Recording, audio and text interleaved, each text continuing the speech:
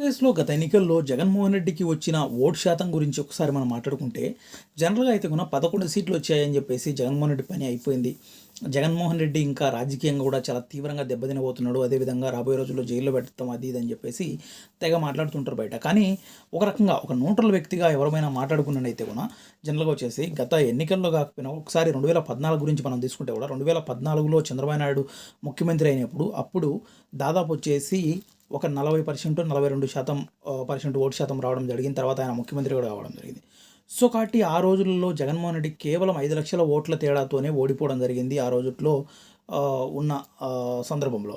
So ఇప్పుడు జనరల్‌గా మనం చూస్తున్నాం కదా జగన్మోహన్ రెడ్డికి ఇప్పుడు దాదాపు వచ్చేసి 40% ఓటు శాతం రావడం జరిగింది ఈ ఎన్నికల్లో 2023 ఎన్నికల్లో. సో కాబట్టి 24 ఎన్నికల్లో. సో కాబట్టి ఈ 2024లో ఈ ఎన్నికల్లో కనీసం అంటే 40% ఓటు శాతం సంపాదించుకున్నాడు. కేవలం 11 సీట్లు వచ్చాయని అవహేళన చేస్తున్న వాళ్ళు ఇదెందుకు ఆలోచించలేకపోతున్నారు? గతంలో 2014, 2024 కంపేర్ చేసుకున్నట్టయితే కూడా కేవలం ఓటు శాతం ఒక 2% ఓటు శాతం వల్లనే ఈరోజు కూటమి ప్రభుత్వం అధికారంలోకి వచ్చింది. మూడు పార్టీలు కలిసి కూడా కేవలం అధికారంలోకి వచ్చారన్నమాట.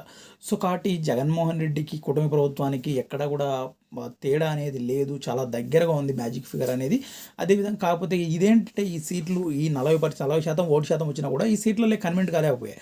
సో కాబట్టి అలా కాకపోవడం వల్ల జగన్మోహన్ రెడ్డి చిన్న చూపు చూస్తూ జగన్మోహన్ రెడ్డి పార్టీ అయిపోతుంది అది ఇదని భ్రమలో ఉంటే కూడా రాబోయే రోజుల్లో చాలా బలంగా దెబ్బ తగిలేటట్టుగా ఉంటుంది. ఎందుకంటే మనం చూసాం ఈ మధ్య లోకల్ బాడీ ఎలక్షన్స్లో కూడా మనం చూస్తున్నాం. దాదాపు వచ్చేసి జగన్మోహన్ రెడ్డి అధికారంలో లేకపోయినా కూడా తన వెంటూ ఏదైతే 40% ఓటు శాతం ఎలాగైతే గ్రౌండ్ రియాలిటీలో ఎలాగైతే ఉందో ఫిక్స్డ్ డిపాజిట్గా ఎలాగైతే ఉందో అలాగే ఉన్నట్టు కనిపిస్తుంది ఈరోజు కూడా.